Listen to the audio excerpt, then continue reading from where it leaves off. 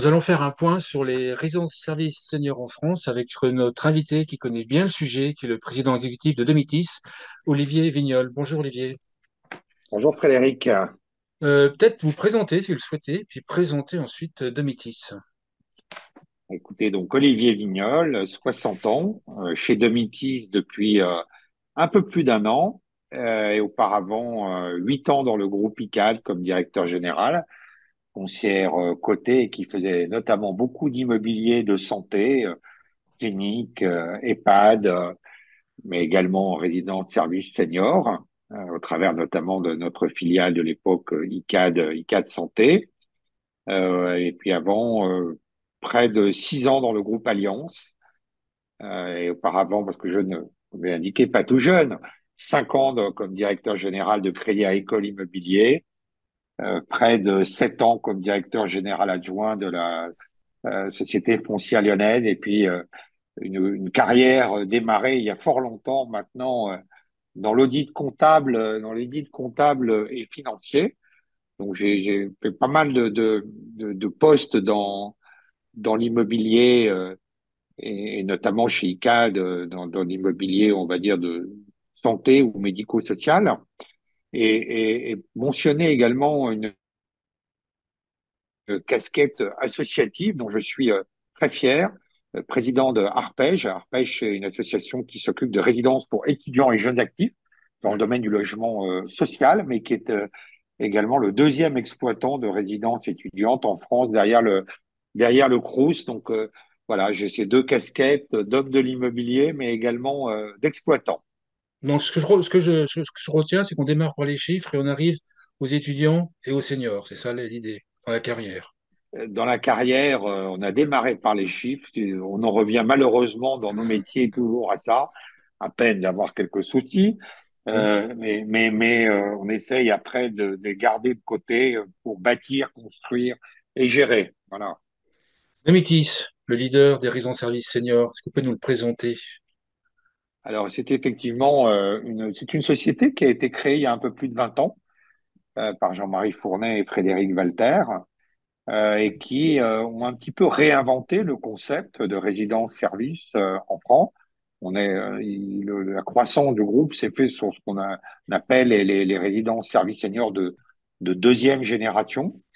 Et c'est une société aujourd'hui, nous avons un peu plus de 180 résidences services seniors en France, un peu plus de 20 000, de 20 000 résidents.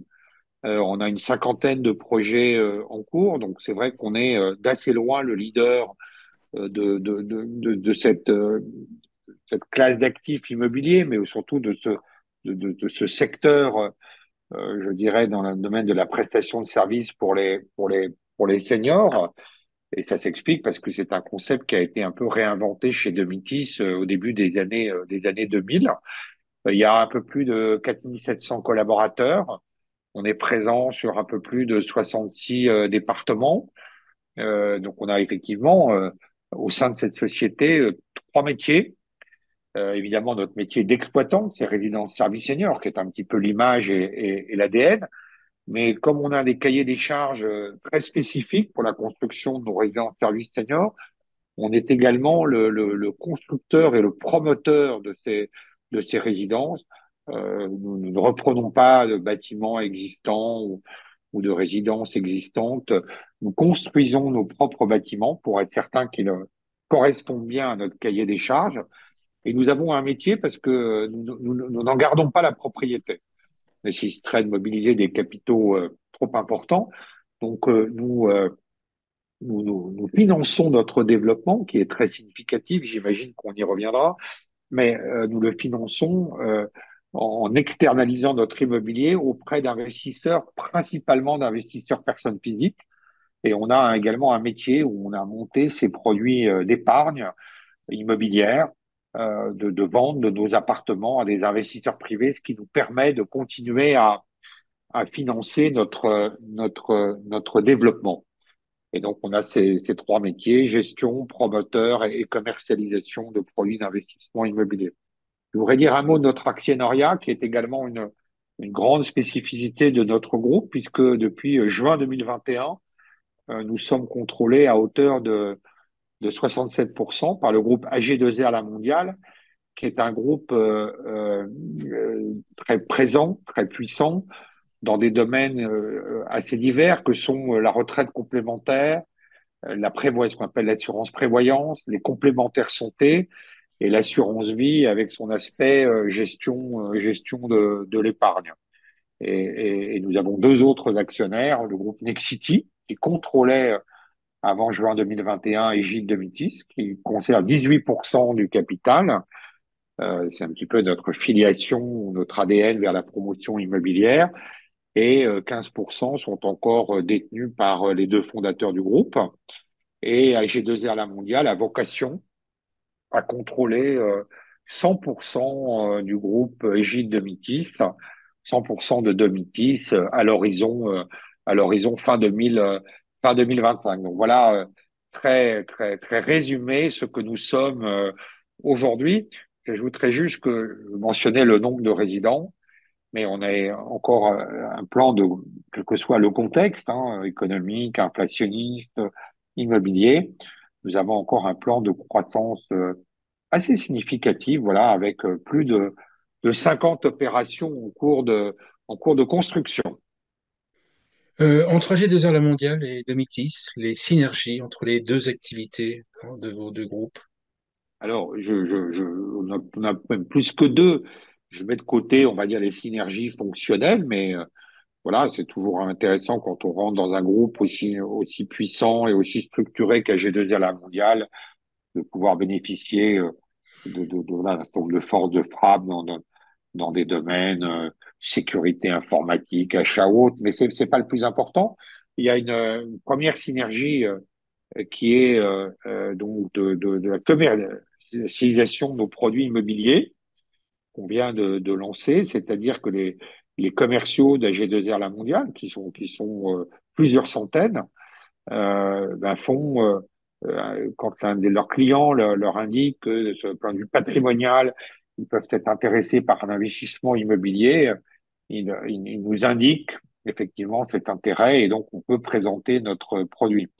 Et puis, nous démarrons, je vais donner quelques chiffres sur AG2R La Mondiale, c'est 15 millions de clients en France et 5 millions de clients de plus de 65 ans.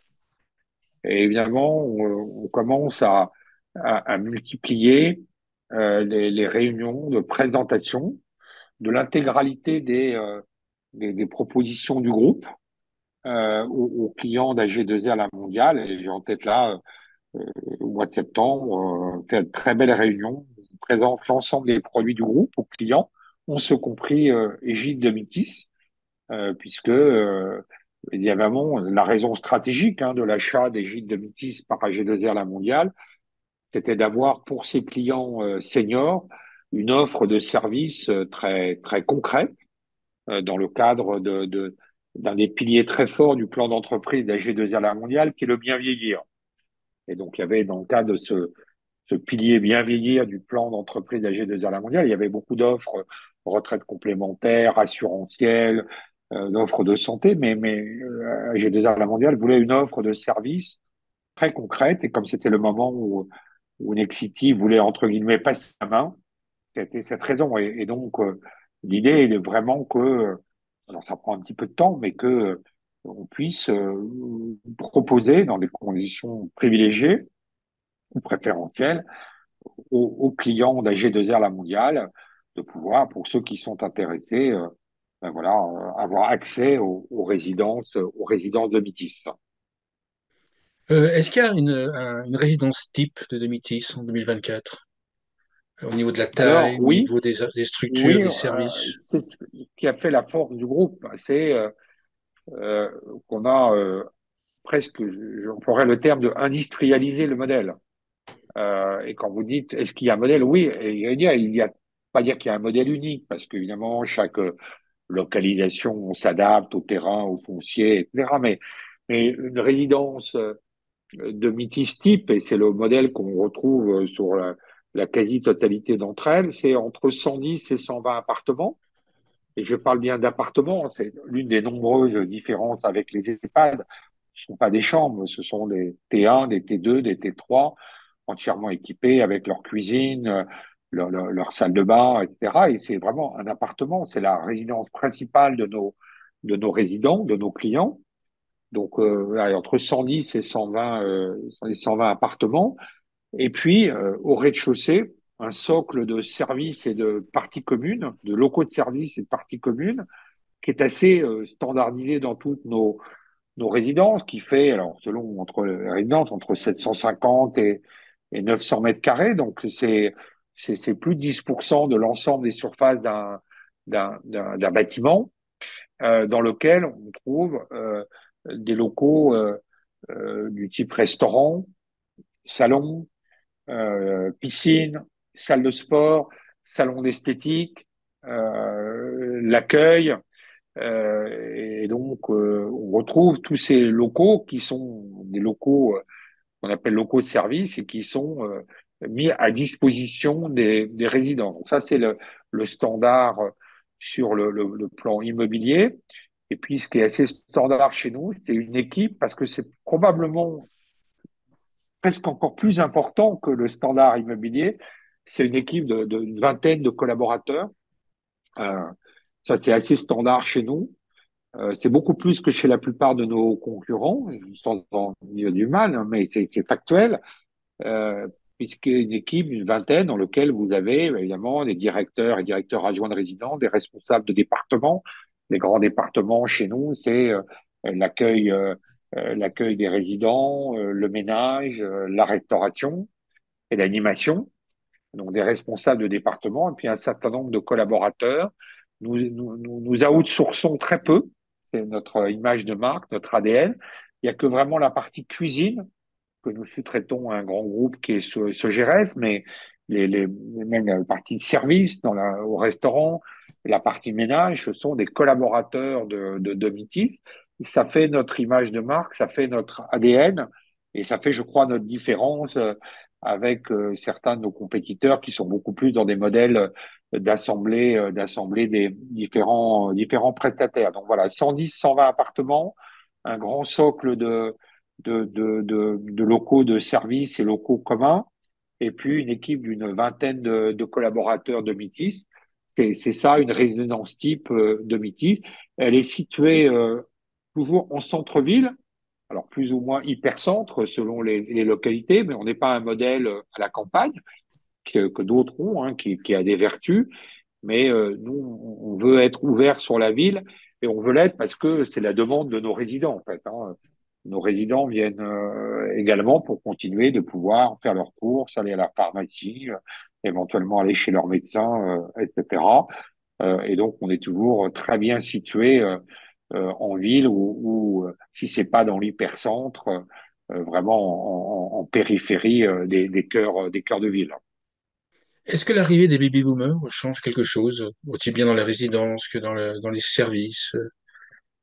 Est-ce que pour vous, Alors, si en fait certains acteurs se positionnent sur les baby boomers en parlant de liberté, en imaginant des spécificités à cette nouvelle génération, comment est-ce que vous voyez alors, la situation? nous, c'est assez la moyenne d'âge d'entrée. Alors, elle évolue un tout petit peu, mais elle a été pendant très longtemps de 82 ans et elle est plutôt en train de passer à 83 ans. Et c'est pour ça que je fais cette précision avant de répondre à votre question. Et les gens restent environ 6 ans, 6 ans chez nous, un tout petit peu moins. Donc en fait, si vous faites la soustraction de 2024 moins 82, ça fait 1942 en moyenne. Alors, voilà, c'est une moyenne. Donc, j'ai envie de dire, les baby boomers, ils Ils sont sont pas pas encore là. encore complètement, enfin, ils sont pas encore arrivés chez nous. Ouais. Ce qui nous laisse assez optimistes pour le futur. Pourquoi? Parce que aujourd'hui, et l'année dernière, on est plutôt à accueillir des gens qui sont issus des classes d'âge nées pendant la guerre et qui sont des classes très creuses. Alors après, on anticipe beaucoup. Et c'est vrai que probablement, je dirais, une évolution des attentes des gens nés à l'après-guerre et puis il y en aura après des journées dans 10 ans, dans 15 ans. Voilà, les attentes évoluent. Euh, là où il y a une grande permanence dans les attentes et les besoins. Le premier facteur, hein, qui fait que les gens viennent dans une résidence service senior de Métis, c'est lutter contre la solitude. La première demande, c'est pas d'avoir un appartement adapté, d'avoir peut-être des activités très structurées, c'est voilà, pour des raisons X, Y ou Z, je suis seul et je ne veux plus être seul. J'ai pas envie à 82 ans. Donc, ça, c'est assez permanent. Et je pense, ouais, pas là pour prédire pour l'avenir, même si on essaye d'anticiper, que c'est un sujet d'un très fort facteur dans les motivations, c'est ce, ce- de pouvoir avoir du lien social. Et c'est assez paradoxal, mais même quand vous êtes dans des grandes villes, vous pouvez avoir un sentiment de solitude et d'isolement, et peut-être parfois plus fort que dans des petites villes. Donc, c'est une demande. Après, quand vous dites la liberté, oui, on le voit sur des sujets où il y a des évolutions. Euh, on le sent, par exemple, dans les formules de restauration.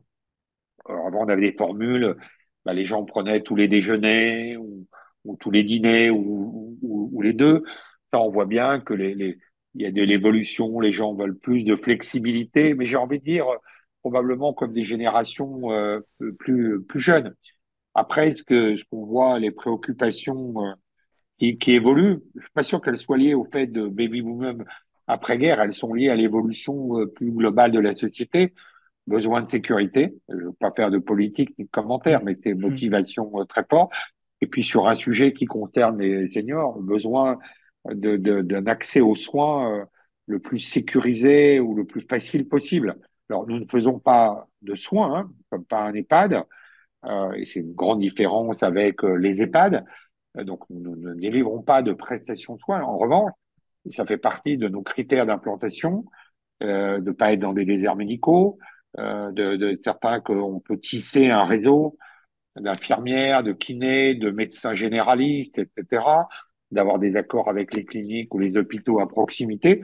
Et cette préoccupation pour la santé, moi j'écoute les équipes en interne, parce que je suis dans le groupe que depuis un an, mais on la voit progresser très fort. Donc voilà, c'est pas tant autour de la liberté, c'est voilà, l'accès aux soins est compliqué en France, comme vous le savez, malgré et donc ça, c'est des préoccupations qui changent. Donc le besoin de lien social. Donc, tu vois, on a plus de 60%, hein, presque 65% de femmes seules dans nos résidents. Il y a encore cette différence d'espérance de vie qui fait que mécaniquement ou mathématiquement, il y a en France, quand vous passez 80 ans, bah, il y a plus de femmes seules que d'hommes seuls. On voit bien, elles intègrent parce que pas envie de rester seul chez soi, etc. Donc on combine et on essaye de s'adapter à ça.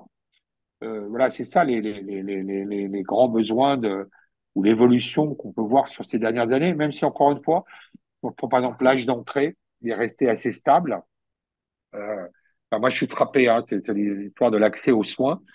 Les déserts médicaux en France, c'est une réalité, y compris d'ailleurs dans certaines grandes villes, où certes il y a des médecins généralistes, mais ils n'ont plus de capacité à prendre de nouvelles patientèles.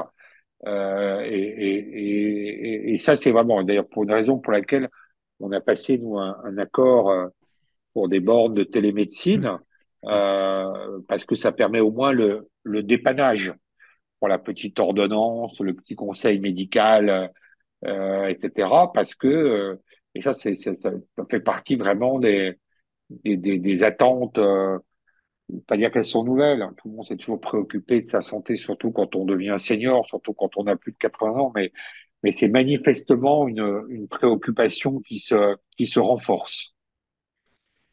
Si on dézoome un peu, on entend dire que le secteur des résidences-services seniors rencontre des difficultés de remplissage, par exemple. Comment est-ce que vous voyez la situation? Est-ce que ça c'est vrai? Et comment est-ce que vous voyez la situation? Alors, oui, des difficultés, et on n'en est pas immune nous-mêmes. Mais je ne crois pas que les raisons soient le phénomène du remplissage, même s'il s'est, dans ces dernières années, beaucoup de projets qui ont été lancés, beaucoup d'opérateurs se sont lancés, mais probablement pas pour les bonnes raisons. Les difficultés, c'est que beaucoup d'opérateurs étaient comme de Métis avec deux casquettes. Une casquette parce que chacun a son cahier des charges de développer ses propres bâtiments d'un point de vue immobilier, et puis une casquette d'exploitant. Et comme vous avez peut-être, les marchés immobiliers ont connu des années extrêmement florissantes.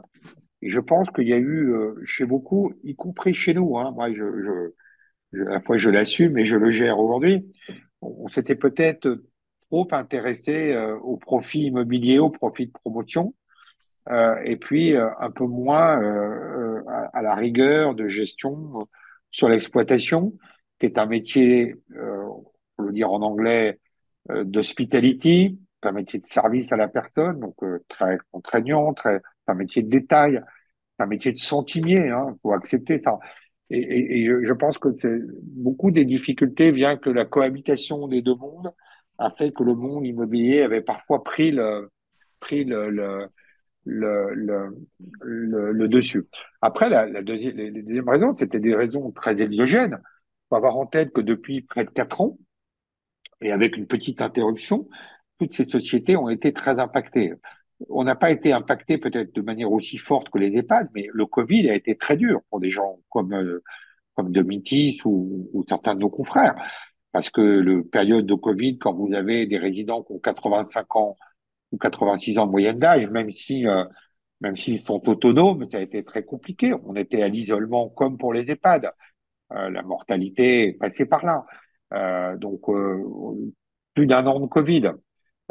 6 mois de répit fin 2021, et puis derrière, on enchaîne sur, on connaît la hausse des taux d'intérêt, toute la chaîne immobilière qui est perturbée en termes d'approvisionnement avec la guerre en Ukraine. Donc, on se reprend en 2022, une année très complexe. Et puis, à partir de 2023 et fin 2022, les problématiques d'inflation très fortes sur nos charges d'exploitation, les salaires, l'énergie, les denrées alimentaires dans les restaurants, donc très forte inflation qu'on ne peut pas répercuter dans les prix à nos clients, puisque au même moment, comme vous le savez peut-être, les retraites n'étaient pas indexées sur l'inflation, donc on ne pouvait pas augmenter les prix. Donc si vous avez une hausse forte de vos charges d'exploitation et ne pouvez pas augmenter les prix, ben, il n'y a pas de mystère. Alors que déjà les marges étaient très faibles, vous êtes très impacté. Et puis après, on a le retournement du marché immobilier pour les gens qui faisaient une bonne partie de leurs résultats sur les profits de promotion.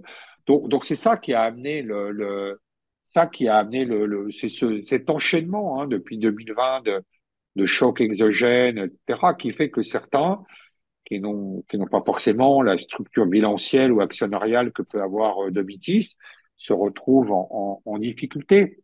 Les Théo, oui, évidemment, mais j'ai envie de dire aujourd'hui, et non, il va falloir tenir, mais il n'y a pas de débat qu'à échéance ou horizon 3 4 ans, c'est comme pour les EHPAD.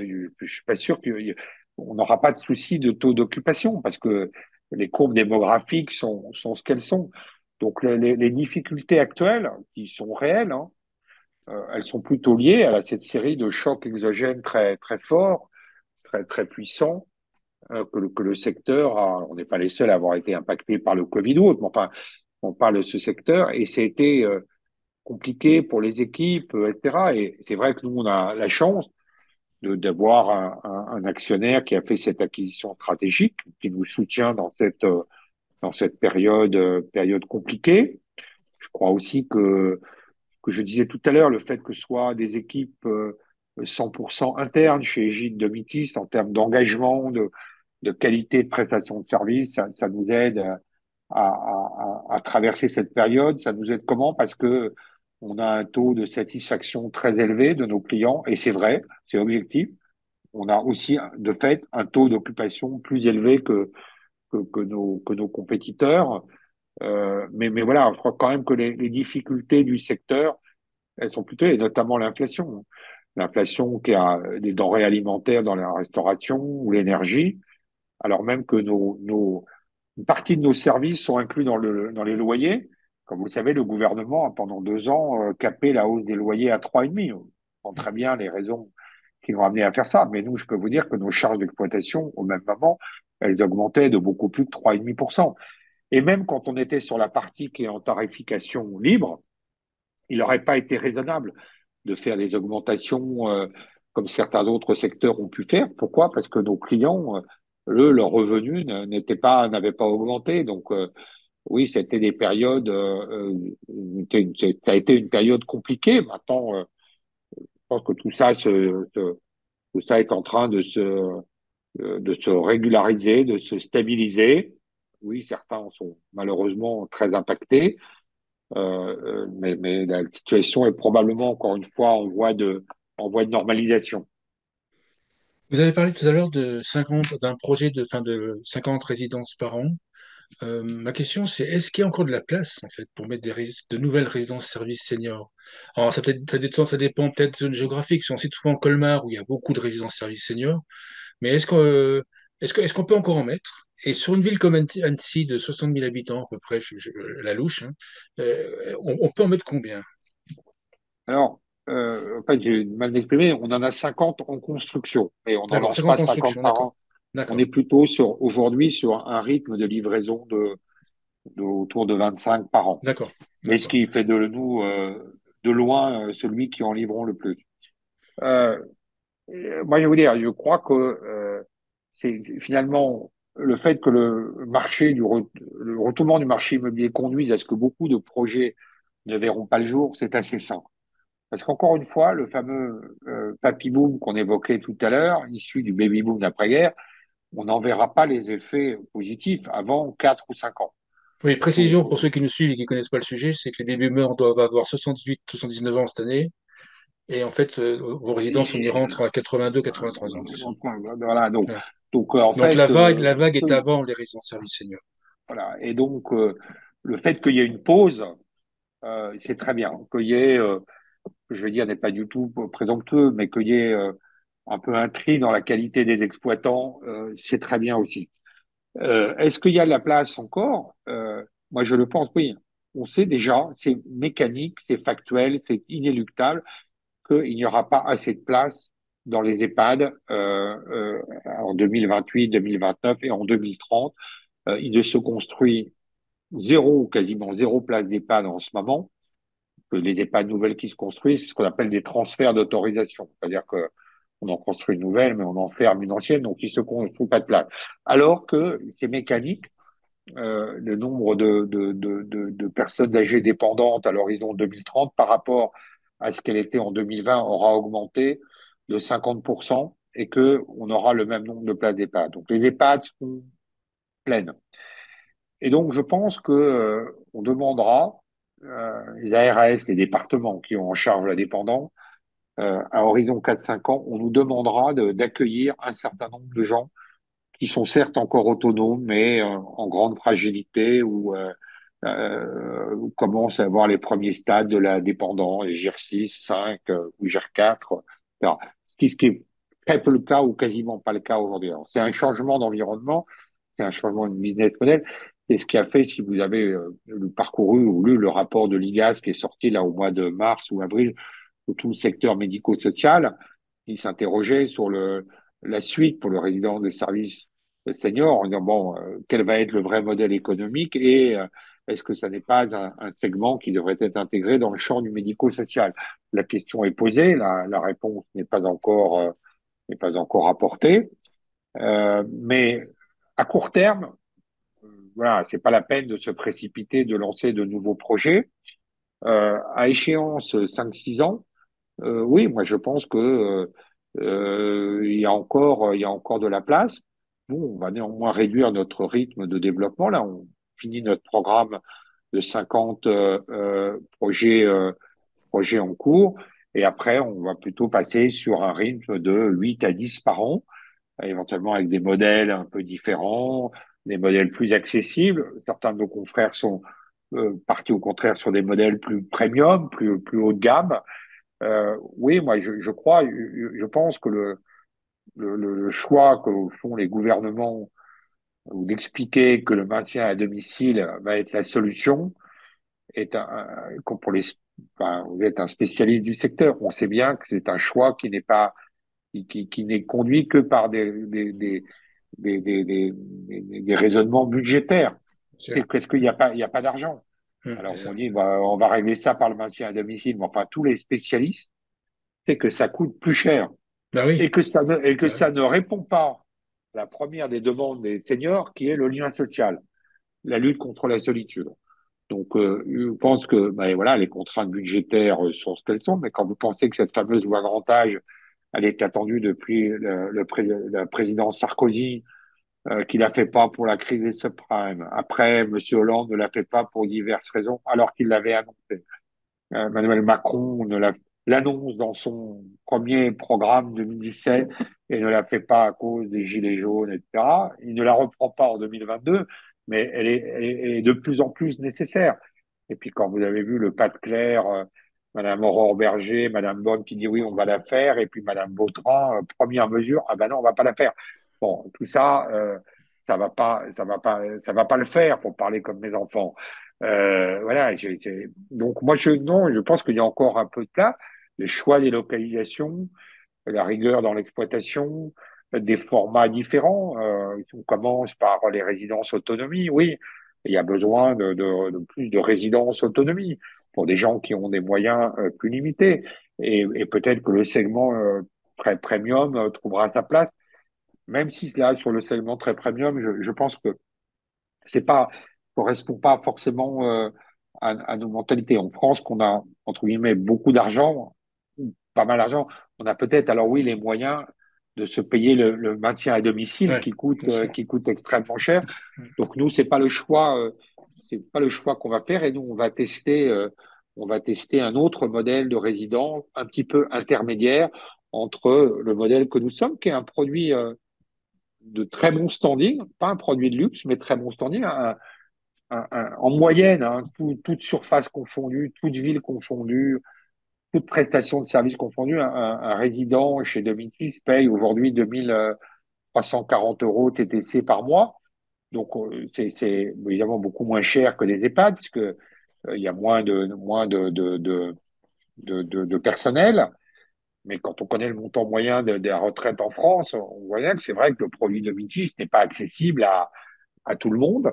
Et donc, on travaille sur un modèle qui serait intermédiaire entre les résidences autonomie qui sont gérées plutôt par les CCAS ou par des associations, et puis notre modèle pour viser une clientèle plus large et peut-être avec des moyens un peu moins élevés que notre clientèle actuelle. Est-ce qu'on peut imaginer Domitis aller dans l'habitat inclusif plus tard, dans les prochaines années, par acquisition, ou pour y aller, ou est-ce que c'est... Alors, c'est un sujet sur lequel on réfléchit. Euh, je ne sais pas, dans le terme derrière habitat inclusif, Alors, est-ce qu'on vise précision, la pour moi, c'est des... colocation? Ouais, Est-ce que c'est l'intergénérationnel? ouais. Je ne sais pas, est-ce que vous mettez derrière ce terme? Ben, moi, ce que je mets, Euh, c'est quoi? C'est 16, une quinzaine de personnes qui vivent ensemble. C'est plutôt une colocation. non, donc il y a les modèles comme Domani, comme C'est ça. AGV Ouais, c'est de ça. nos C'est confrères ça. coréens. C'est pas aujourd'hui l'axe que on a retenu. Il y a certainement un marché, il y a certainement une demande, mais ce sont des unités qui sont très petites et qui ne répondent que partiellement aux besoins de faire, je vais les résumer, mais c'est de faire du bien vieillir à un coût abordable. En fait, quand vous regardez le gros avantage de l'habitat inclusif, il répond clairement à l'un des besoins très forts qui est le lien social. Parce que avec un derrière, voilà, c'est pas dire que ça s'arrête un petit peu là, c'est ça. Donc nous, c'est pas nos axes de développement stratégique, mais je ne conteste pas dans une autre vie professionnelle, j'ai beaucoup aidé à porter sur les bons baptismaux Domani, qui est une société qu'on a auquel je précise beaucoup, hein, qui est un petit peu, même un peu moins que 15 ou 16, mais voilà, où ça s'apparente de la colocation avec très peu de services où les gens se prennent en charge eux-mêmes. Et il y a un besoin, pas si simple à gérer parce que forcément vous pouvez pas avoir beaucoup de personnel quand vous avez que 15 ou 16. Donc, vous pouvez traiter la demande de lien social beaucoup plus compliqué de traiter la demande quand même de services. Or, on sait que plus on avance en âge, nous on le voit bien hein, dans nos résidents, plus les résidents avancent en âge, plus ils consomment des services. Parce que, ben voilà, quand on a 86, 87 ans, si on peut se le permettre, on n'a pas forcément envie de faire le ménage dans son appartement, on n'a pas envie, peut-être plus envie de faire la cuisine, on n'a plus, donc oui, donc c'est pas dans nos axes stratégiques, mais moi, on regarde évidemment ce qui se fait, et certains connaissent une croissance tout à fait intéressante sur ce segment.